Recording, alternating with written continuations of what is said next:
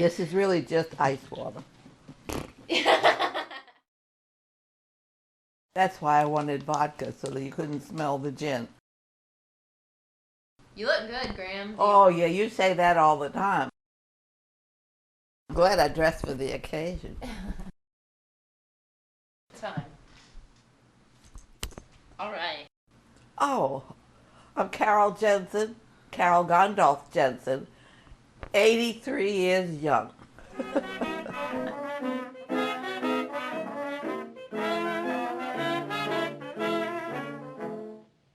Oh, New Orleans is a great big old southern town where hospitality you will surely find the population there.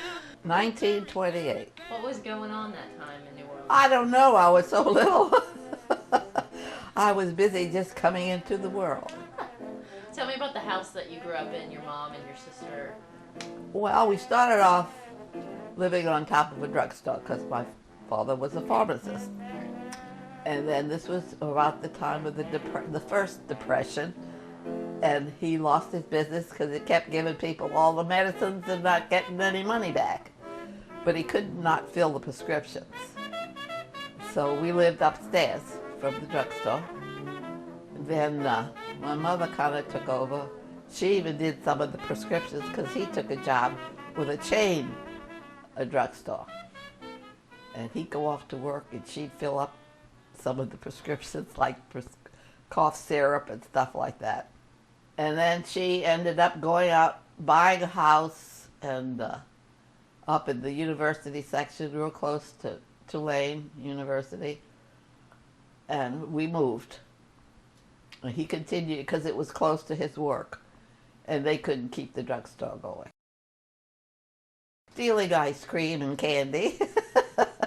And I was bad, but my sister Val was worse. Up on the counter, you couldn't see what you were getting, but you'd go grabbing for whatever you could get. And then I used to like to go under the counter and find the change that they had dropped. We were rotten little kids.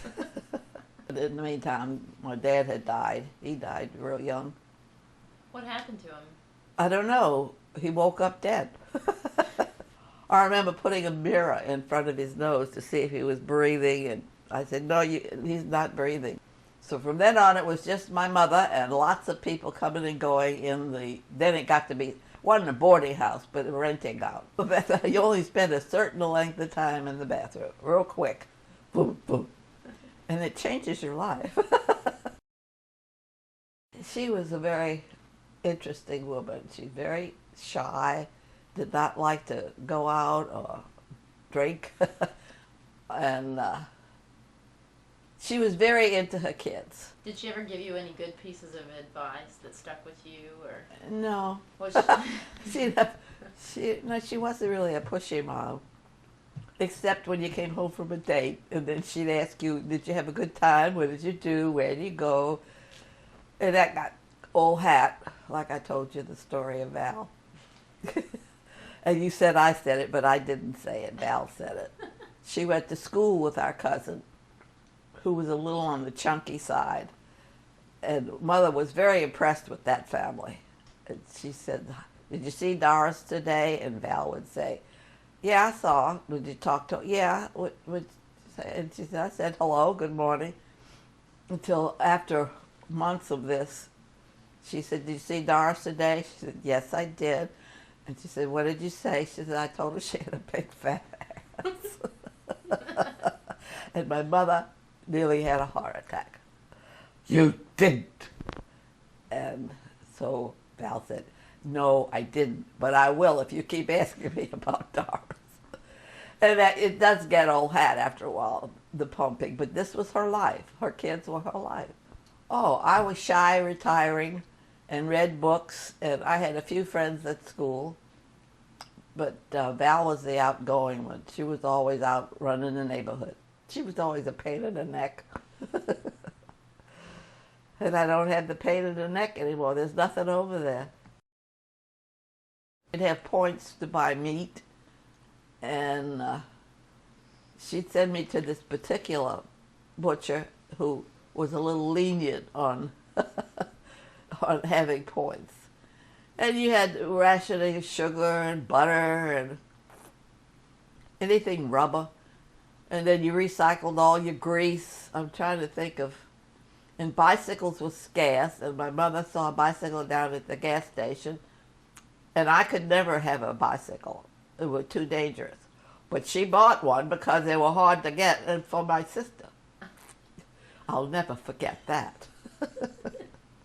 Did you used to, was that when you did the pantyhose? You had to spray them on? Oh yeah, well you didn't spray it, you just rubbed it on like makeup. And then you'd go to church and you kneel down and you slip around and the tears would come rolling down. The end of the Pacific War, the really real end. And she came and we all went out downtown to go wee and celebrate. And she had never ever done that before. And she met the mother of one of my friends who was a real woo, and I couldn't believe that my mother was there. But she was.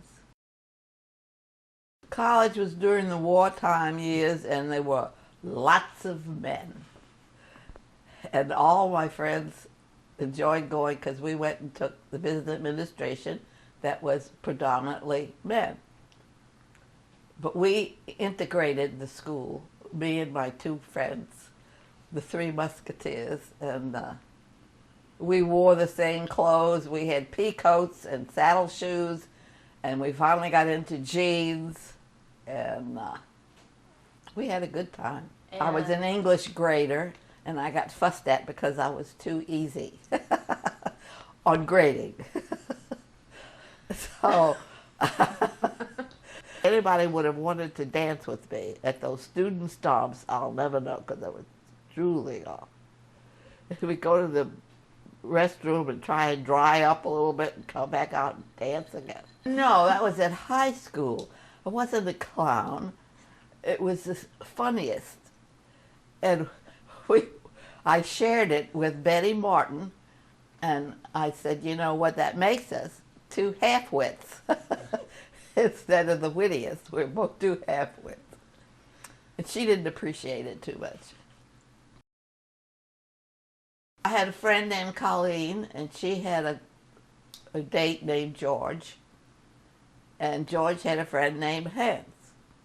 And they were going to go play tennis, and they needed a fourth. And I said, well, I'm not a tennis player. I'm not too sure.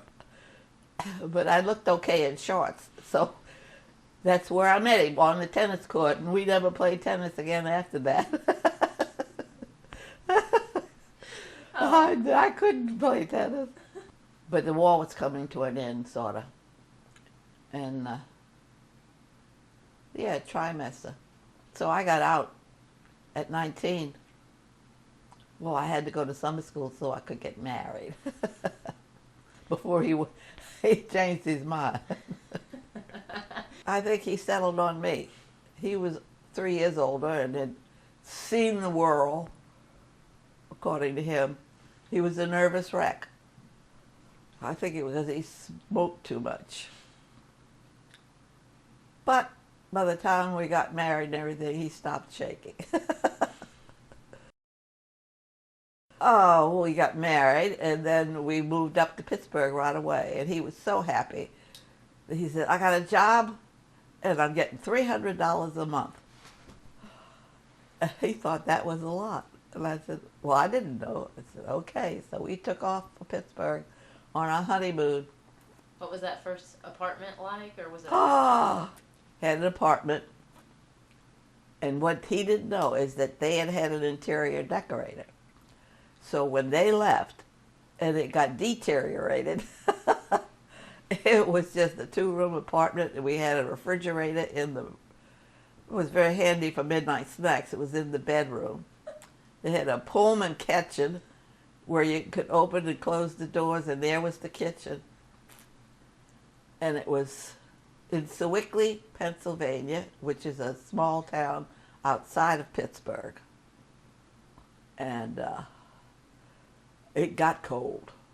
Oh, it got cold. I'd have to sweep the carpet to stay warm. We didn't stay there too long. We got another apartment closer in Pittsburgh. Boom, I had Eric. 9 months later. And we stayed in Pittsburgh a couple of years, and boom, I was going to have Kai. Kept waiting for Kai and waiting for Kai and waiting for Kai. And he was more like a 10-and-a-half-month baby. And my mother had come up to help us, you know, and she made me carry laundry baskets up and down the steps, and and Mr. Berriman, the boss, would say, "How's Carol?" And he would say, "She's okay." And he came home one time and said he wanted to know how you are. I said, "I wish you'd quit asking me. I can't do anything about it." So finally, I did have Kai. To the hospital, got a set of shots, and then I'd get hungry, and then I'd eat, and then I had no more pain. And that happened 3 times.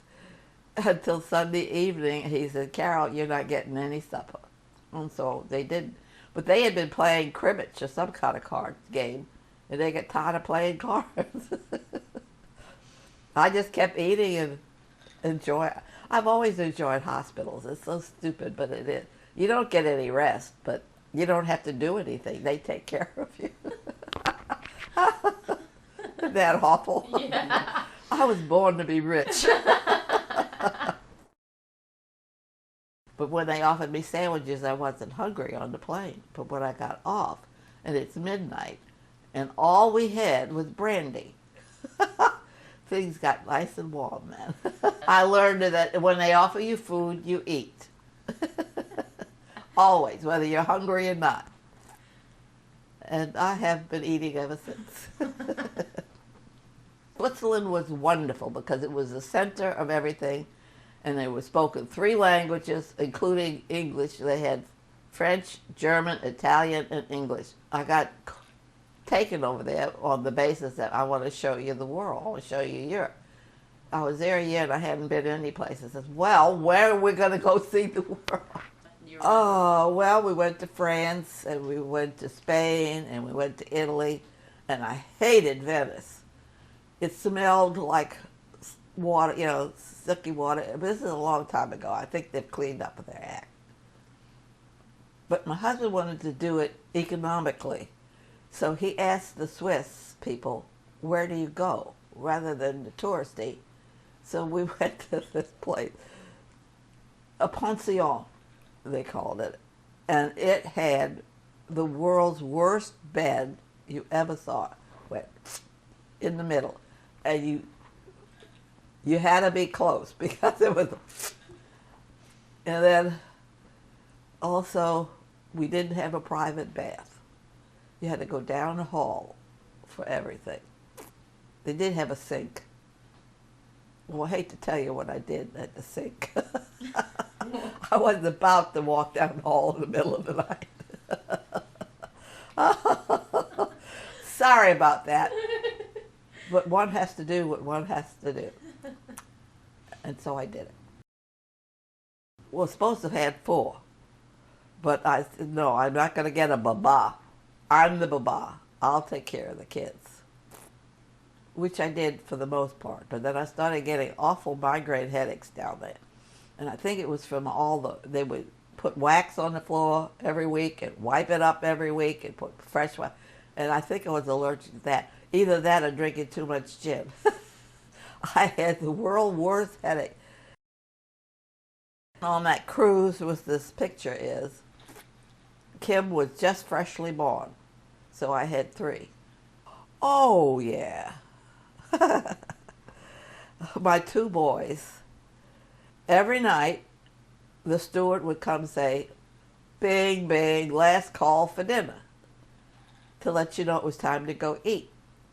And here I am at the cocktail. And when that happened, the 2 boys who were, 6 and 3, or 5 and 2, something like that, would chase the guy with the gong and say, Blopsko for din, Blopsko for din. All of a sudden I heard the bong bong, and, oh, they're coming into the cocktail party, and they did. Oh, I was so embarrassed. Because I had just left them in their pajamas, you know, so that all I had to do was go back and dump them in bed and go Blopsko for din. I nearly drowned because Eric jumped at me when I was in the pool and knocked me off my feet. And as I went down, I could hear him say, "That's okay, Mom. I'm okay, Mom," as I was drowning. I finally got my feet, and then we were okay. Kim? Yeah. She was always so good. See, I mean, she loved to wash dishes and clean house. She still does. I nearly lost your mother while we were in Washington because Val and Annie Bird and Bill were visiting. And I put your mother down in a playpen and handed her one of these plastic things that come off of clothes. This is before they told you anything about that. The day before, the rescue squad came and wanted a donation. And I had never heard of the rescue squad. That next day, I called the rescue squad. And I said, "You're going to have a big donation." By the time they got there, I had her back, but they checked her out and we had to take her to the hospital. That was in the beginning of the year. The end of the year, moving out, Kim ran out from the truck. She was 4 or 5, 4 I guess, from the moving van and got hit by a car. And I had to sit in it. I've never been in an ambulance before like that with my baby. And that was a wonderful vacation. We at the motel, and I had to change her bandage every evening. And to take that bandage off, I had to have one of these, and I should have given one to Kim too. And then she couldn't swim or anything like that. But that was the end of Washington, so I was glad to get out of Washington. And then a year after that, I think we moved down to Houston. And that's a whole different story. Yeah, a whole Tune in tomorrow. But I loved it. I really did. It was real pretty. It was a ranch house, and it had these gorgeous river rock in the front. And the only thing funny about that was after a few years, the people next door, they had a lot of little boys. And Grandpa would be in the bathroom, and up at the top there was sort of a coupe window that went into the bed. And these little boys loved to climb the rocks to look in the window. "Carol, go get those kids." I said, "Honey, they can't see you." She said, "I don't care, I don't like them." We went all the way through Eric's high school. Then when he went off to college, that's when we went to California. And Kai got mad because he said, "Why couldn't you stay a couple more years? I only have a couple more years." And he was miserable in California. Real, it was horrible. And Kim finally got acclimated, and she was in the drill team. And then we left. We came back. But I didn't want any more disasters. I had been through fires and ashes in the pool, and I didn't get any floods, but I had an earthquake. That was fun. And Dixie Dog was licking all the peanut butter jar broken. Oh, it was awful. From Dallas, Texas, the flash, apparently official, President Kennedy died at 1 p.m. Central Standard Time. Ah, I heard that, and I felt just terrible because they were, other people in other countries were always killing their leaders and what have you, but that didn't happen in the United States. No, it didn't. And of course it happened in Dallas, you know. And, oh boy. I was in Foley's. I quickly got back in my car and went to church. And when I got there, the whole school at St. Cecilia's was the church, and they had a school, and everybody was in church. And I cried. And I didn't even know the guy. But it just was the beginning of a horrible era.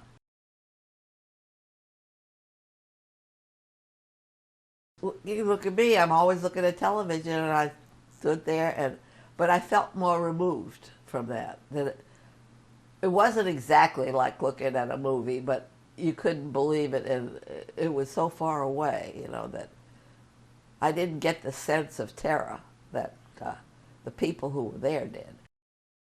Moore and Faw came, when we came back to Pittsburgh, they lived in New Orleans, and we went over to visit, and it was kind of, they were having a hard time. And he had gotten bumped in the eye, and all it was a broken blood vessel, but his eyes were all blood. And so we decided that they had to come live with us, and they did. And they're sitting looking at television at 11 o'clock one day, having their cup of coffee, their second cup, and it's something about somebody landing on the moon again, the second landing. And Frida says, "What?" And she says, "Well, they just landed on the moon." She said, "What?" "The moon." She said, "What?" "Damn it, Frida, they just landed on the moon." And he never, ever used a vulgar word around her or anything, but he got so mad. After about 5 minutes of, "What?" "The moon, the moon, the moon." "What do you mean, the moon? They landed on the moon." And I'm in the kitchen having hysterics. They were funny. Kim had a roommate at college, and I forgot what her name was, but she had a dog named Schlitz. And so Grandpa saw Schlitz and said, it was a blonde Cocker Spaniel. When that Schlitz has a baby or anything, I want a puppy. And Brandy was more of a tan-colored collie. But Schlitz got together with somebody else. I don't know whether it was Falstaff or what, but anyway, so Schlitz, and then we decided we would have Brandy. And Brandy it was. My Three Sons or something. Doo-doo. Oh, and the dog would sing to doo-doo-doo-doo-doo-doo-doo. Ow. We were pals. I loved them, but I got angry with them. But Kai made me laugh all the time. Him and his greasy plate, I told you about that. That I just put a note there that said, "There will be no food beyond this door." Because you go in and there'd be all kinds of dishes and stuff in the bedroom. So I put this note on their door. And the next thing I knew, on the door was a plate with grease on it. And I don't remember what Kai's put on it, but I said, "Oh no." I mean, a greasy plate stuck to the door. Oh, I'm proud of all of them. They have all been very good people. They could easily have been junkies or, you know, all the bad things that people do, and I was very lucky. I think it was Kristen. It was something about people going on their honeymoon to Viagra Falls. Curtainets and buttonnets, you always put a T on your whatever it was. Oh, what I really liked, walking through the mall in the department store, and you say, "Oh, look." And she said, "What is that?" I said, "That's a mannequin." And she said, "Oh, where are the girlikins?" And so Brittany got in the window. She said, "I'm a girlikin." We heard this voice, "Help, help, help," and we couldn't decide where it was coming from. And then we decided it was outside. And we go out there, and she's got her long blonde hair stuck in the air conditioner because she was trying to dry it. And so we had to run in and turn off the air conditioner, and I think they had to cut her hair a little bit. I don't know. But that was so scary. She was always doing something like that. The time she took a dive out of the pool, out of the bathtub, got her chin all stuck up. I've never been that serious or concerned about things. You know, we were born at a very, well, I don't know in the beginning, born, but I mean, we came through a great economic time where I did not have to work. He earned enough money that we could go on vacations, like your mother says, every year, and this is your life, Carol Jensen. Carol Cecilia Gandalf Jensen, and it was long and good. I have no complaints. But if I do, I'll get back to you. I'll let you know after I'm gone, because I'm planning on being with Val and Bill and Hans and my mother, who can look at us and say, oh, no. I'm a little scared about what might happen, but I haven't been that bad. I'll probably go to purgatory for a while. But I'll open the door and let you in when you come.